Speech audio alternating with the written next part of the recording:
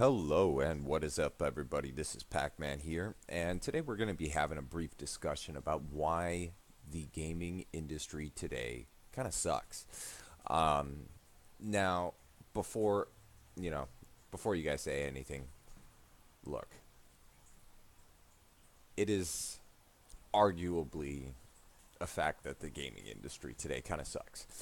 Um, Especially when you're as old as me, you can look back at older games and make a comparison. And there's some very striking reasons why the gaming industry is starting to move into a place where it really should not be at all.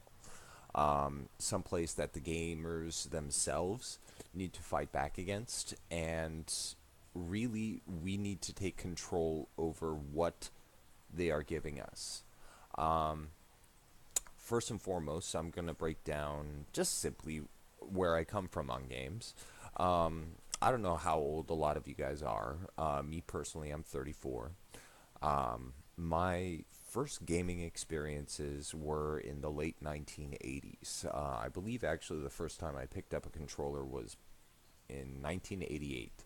Um, the two gaming systems that I mainly had access to in the house were the Nintendo Entertainment System, which was released in my birth year, and we also had a ColecoVision, which was an older generation similar to the Atari. Um, I did play the Atari as well, but then I was not really a fan of the control systems. I was really addicted to the NES. And we had a good collection of games. My father was a business owner, so when I was younger, we were at least, comfortable. I had at least 2 dozen NES games, which is probably actually somewhere in the garage of my mother's house or something like that. Uh, but I grew up playing games. I loved video games from a very young age. Um, I'm a nerd, very, very, very much so a nerd, and took a lot of enjoyment out of those games. The Legend of Zelda games were definitely one of my favorite things to do back then. Just sink into those games and get lost. I loved playing Mario, all that type of stuff, but that's where I come from. I then started playing computer games in let's see, the first computer game I played was in 1993.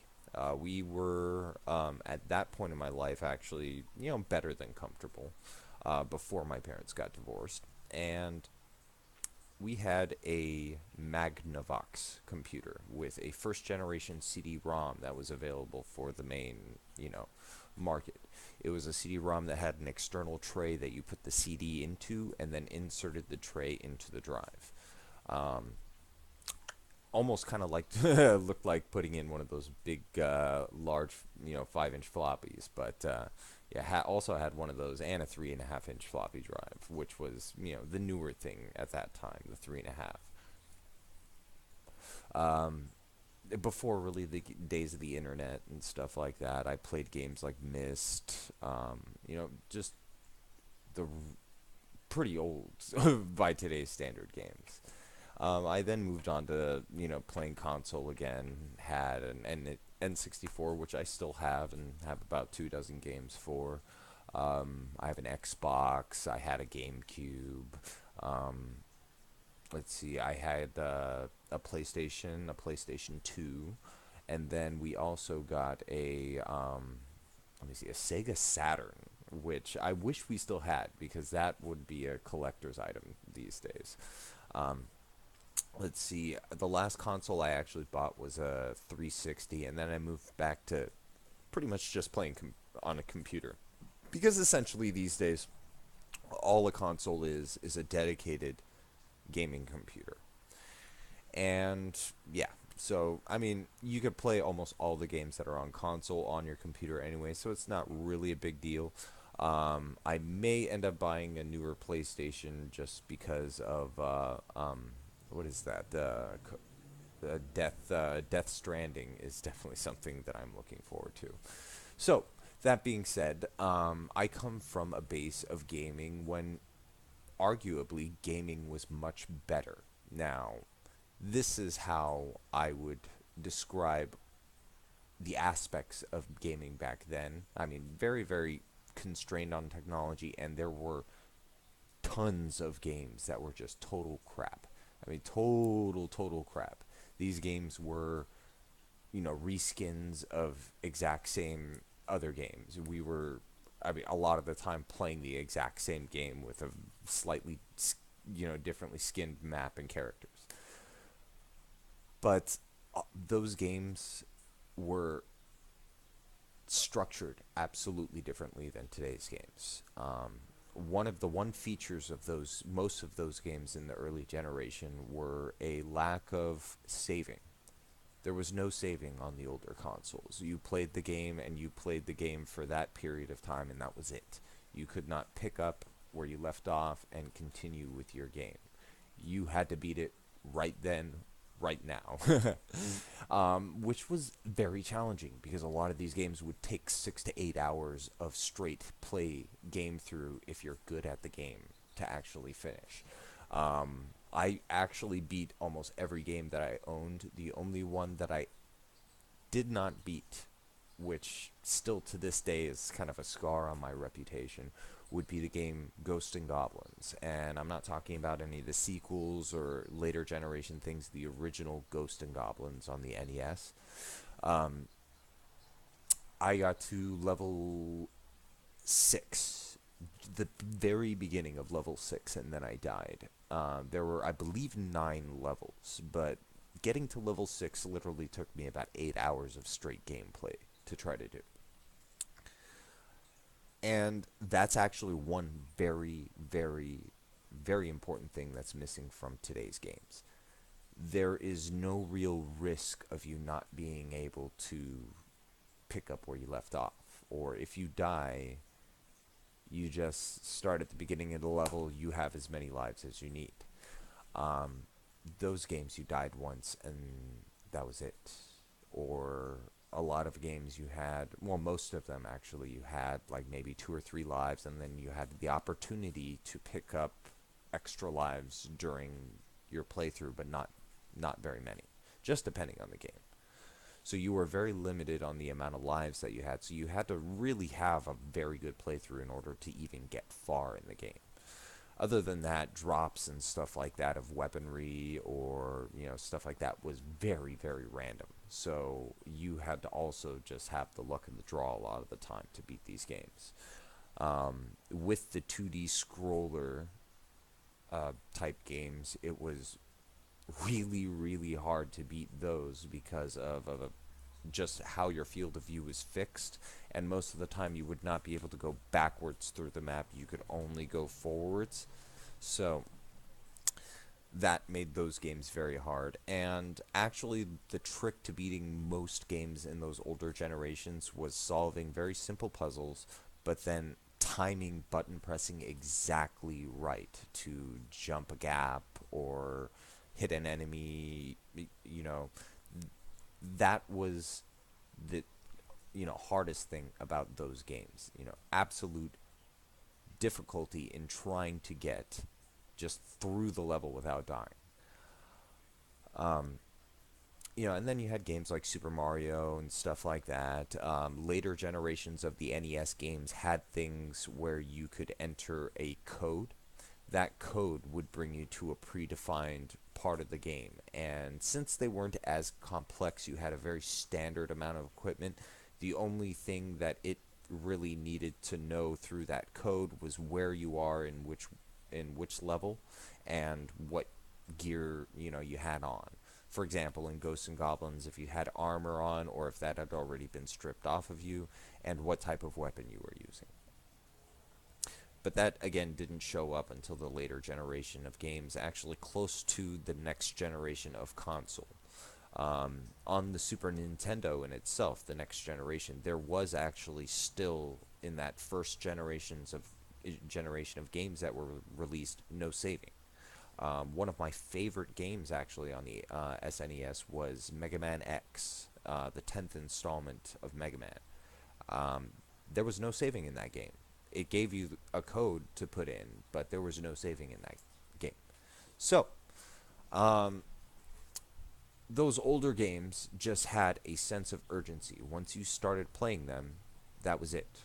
You were playing, you were committed, you had to beat the game as you were going through it, and then later on you had some convenience of resuming play, but most of the time you were kind of stuck with doing the whole damn thing.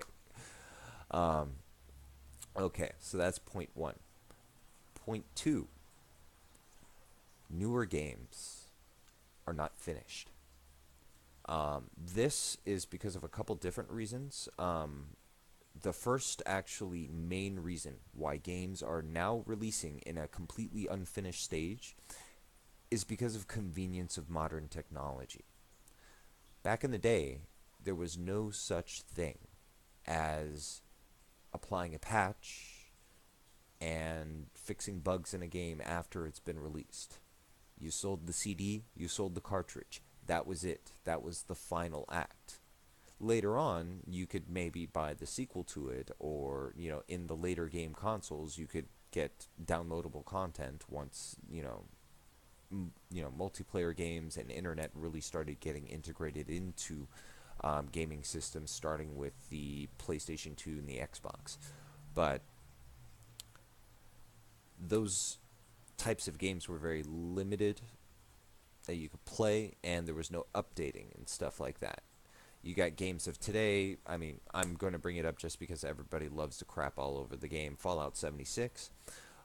You've got them applying, multi-gigabyte patches all the time to fix the problems in the game.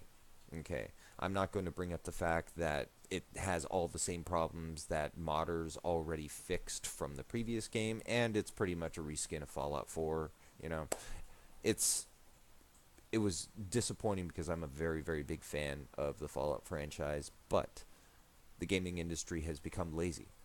Now there are development schedules of when the project is going to release. When it releases, it's an empty shell with the base gameplay, with a very small story mode, and most of the time, massive multiplayer. Okay. The content of the game isn't there anymore. What they're doing now is they're literally just releasing the game when it's at its framework stage. Now, this is being driven by a couple different companies. I'm going to focus right now on EA just because everybody hates EA, me personally as well. I used to buy EA games way back in the day, but, not anymore.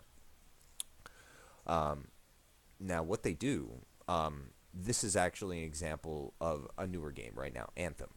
Everybody agrees that Anthem is a beautiful game. The whole thing of flying around and stuff looks fantastic, okay? The game is an empty shell. There's a story mode that, is, I hear, somewhere around about 30 to 40 hours of gameplay, just depending on how you play. And the main complaint is loot, lack of armor, stuff like that.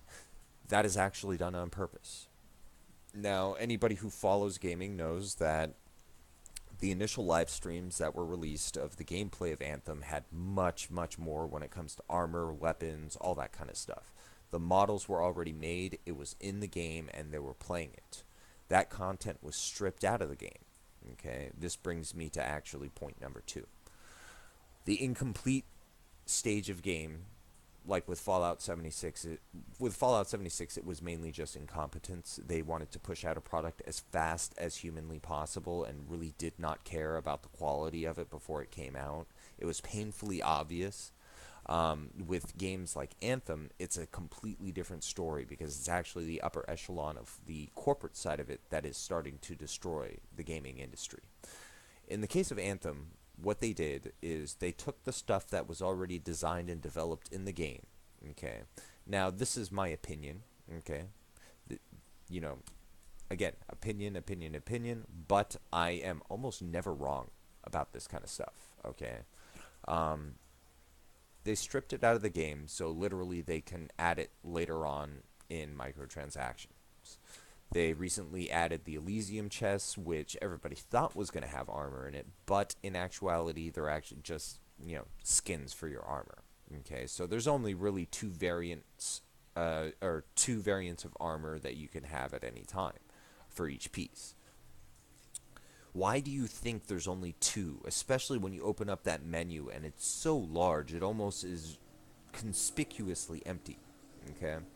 They did that so what they can do later on is they can sell you that stuff. Why? Because companies like EA have shifted away from selling a complete product that they have, support for and fixed problems with. They completely shifted over to a monetary system of management where now it really doesn't matter about the entire game in itself. It's about the financial project of the game. Okay, each of these games is now designed as, instead of a one-shot deal of making money and a lot of playability, it's now live service subscription. It's now the empty shell of the game, and then we'll sell you all the cool stuff later on. Okay, that is, to an old school gamer like me, completely unethical. Okay, a when you release a game, release a finished game. Okay, minimal amount of bugs, especially the game breaking ones. Minimal amount of loading times and stuff like that, and a good story. That's all that most gamers ask for in most games. But we are not getting that anymore. Or we are getting that very, very rarely and from only a few developers, definitely not from companies like EA. Their entire financial model is built on how much they can milk you after you've already bought their product. And what sucks about them is most of the time their product that they sold you is substandard. Okay, it's one thing if you're like, let's just say Heroes of the Storm. I started playing Heroes of the Storm when it first released. When it first released, and it had a very good system. That system, you could play the game for free, and then you could buy skins, and those skins and stuff like that were, you know, reasonably priced. Also, if you didn't want to grind through, you could spend money and you could buy a character. That's absolutely cool, especially since they didn't cost that much money. Now, what you see is games like Fallout 76, games like, like Anthem, also in recent news, where they would literally want to charge you anywhere between 10 to 30 to 40% of the game's sale price on a single microtransaction. Um, for Fallout 76, it was the infamous Santa costume, which had its other problems because it was deceptively marketed. But you were spending close to $20 for a damn Santa suit, okay? A cosmetic item, when you bought the game for 60. And it was already a piece of crap when you bought it for 60, okay? They are literally milking you for every cent that they can. They stripped out all the free features from Fallout 4 and then started charging you for it. It's like what? Like what is it? Like $6 for a damn haircut or a tattoo? You just get that crap for free. What the hell is going on, right? And then you had, like with Anthem. I mean, come on. Who in their right mind is going to spend 20 frickin' dollars on a damn skin? Are you serious? I mean, you got to be a complete retard, okay? This is just stupid, okay? Who in their right mind is going to pay 1/3 of a game's cost for a cosmetic skin, okay? But there you go. That's EA. That's what Bethesda is turning into, unfortunately. What can we do? To conclude, gamers like me come from a different generation of games. We come from a time when games were finished. We come from a time when games were challenging. We come from a time when games took a little bit more imagination to play, but at the same time, had stories to them. Even the ones that started coming out in the mid 90s to late 90s, those systems, games had incredible stories. Okay, there were types of games, different types. Me personally, I was never a fighting game kind of guy myself. I was a racing game and an RPG player. And those games were actually fulfilling back then. today's games hold your hand through a main story that's usually just easy as hell, you know, and really just concentrate on unimportant stuff. You know, they could be focusing on really fleshing out a story and getting you immersed in a world. Okay? There's two real types of gamers. There's the ones who like to get immersed into the game and play it, either single player or multiplayer. And then there's the second, who are, you know, your Fortnite players and stuff like that, your Battle Royale, who, you know, like playing multiplayer games with friends. You know, that's cool. I understand. Me personally, I'm not one of those types of players, but, you know, I understand. That's fine. But now, what we're faced with are just incompetent companies that honestly, it couldn't be more obvious that they are restructuring their financial models to no longer serve the gamer. Okay, and when I refer to the gamer, I refer to the full spectrum of gamer, even the mobile gamer, which I personally look down upon because those aren't real gamers. Um, but on the whole gaming spectrum, okay, companies now are moving towards a model of just how much they can milk you.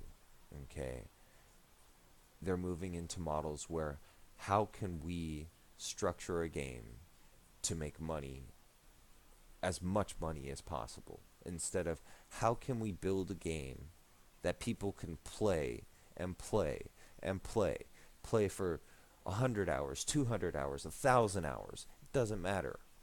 Where are those games now? Okay, where? You got like Red Dead Redemption, you know, that was, I mean, I got a chance to play a little bit of that. I mean, I don't personally have the console, but, you know, I was over at my homie's house, and that is an awesome game. Uh, but other than that, it is getting really, really hard to get a game that you could sit there, play, and honestly say, you know, this was a fantastic game. I loved it. It's got some minor problems here and there, but all in all, it's a fantastic product. That is really, really rare, and that is really, really sad. Okay? It is sad. One of my favorite RPG games of all time, um, it would be the Ocarina of Time on the Nintendo 64. That game did not require massive gigabyte updates, even though it was actually one of the first open, like, semi-open world 3D RPGs. Okay? The older generation, yeah, there was RPGs before, but nothing like that. Um, Really, I mean, because of Super Mario 64, they were able to use that model and take it to a whole nother level with The Legend of Zelda. That game did not require me to sit there and download patches all day long. It did not have me screaming at the TV, what the hell, another crash? Or why is this thing lagging? Why did my frame rate drop all of a sudden? None of that. Okay? The technology was a lot weaker. The games were coded in a much, much simpler form. I do understand that. But they were quality products that were released on a certain date, and when you bought that product, there was no need to update it. There was no need to fix problems. Okay? We need to get back to that point in gaming where we can buy a game, turn it on, not have to worry about being connected to the internet, and just be able to play the game. Play it and enjoy it and get immersed. And that's not happening anymore. We need to get back to that. We need to get back to, I hate to say it, but the good old days of gaming. Okay? Challenging games, good stories, things that make you use your imagination, and no hand holding. Okay, we need to get back to hard games that really gets you just aggravated at how many times you have to try one level because it is so freaking hard. Okay, we need to get back to games that had to do with skill. I mean, solving puzzles is bedrock of gaming, and puzzles these days kind of suck. Okay, they're you can't even really consider them puzzles anymore. Okay, some games do it well, but most games really suck at it, and it's a shame. But those are my thoughts on why the gaming industry sucks today.